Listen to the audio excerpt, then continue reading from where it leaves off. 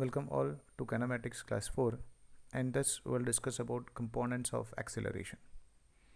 So if you are just considering that a particle is moving through a path something like this, then we know that acceleration is nothing but a change in velocity, and as a velocity is a vector quantity, we can change velocity either by changing its magnitude or by changing its direction or by changing both. So if you are just considering that at this instant, suppose the direction of velocity is something like v over here, and if you are exerting some force or if you are creating some acceleration in this direction,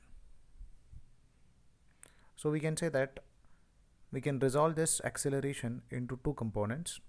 One component of acceleration which is along the direction of velocity.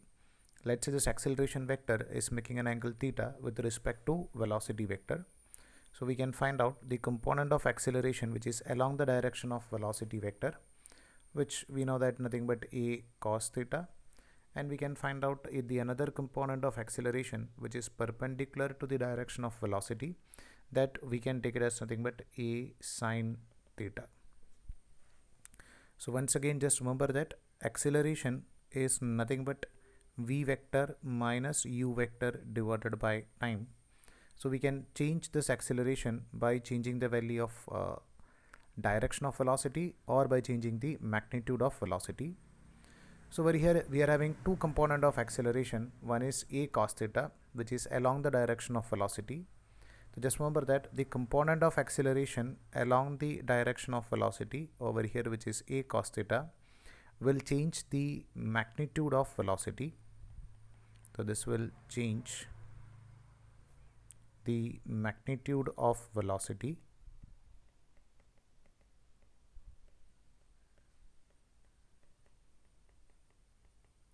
and the component of acceleration which is perpendicular to the direction of velocity, that we can take it as a sine theta, will change the direction of velocity. Will change the direction of velocity. Along with that, just remember that the component of acceleration along the direction of velocity cannot change direction, and the component of acceleration perpendicular to the direction of velocity cannot change magnitude. So one component is used only for change in magnitude, and one component is only for utilized for changing direction. So the component which is changing the magnitude of velocity is known as nothing but the tangential acceleration, and the component which changes the direction is known as nothing but normal acceleration. We are using this normal means perpendicular. It is perpendicular to the direction of velocity. So if you like to find out the value of net acceleration, which will be equal to the vector sum of this normal acceleration and tangential acceleration, and as normal acceleration and tangential accelerations are always perpendicular, we can write the magnitude of this resultant acceleration will be equal to, according to Pythagoras theorem, we can write the magnitude of this net acceleration will be equal to under root of a n square plus a t square.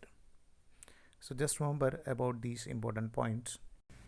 A vector quantity changes when its magnitude or direction or both changes.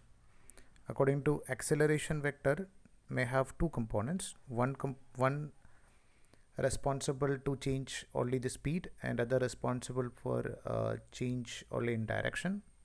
The component of acceleration responsible for change in speed must be in the direction of motion, and which is known as tangential component of acceleration, and the component responsible for change in direction of motion must be perpendicular to the direction of motion, and it is known as normal component of acceleration.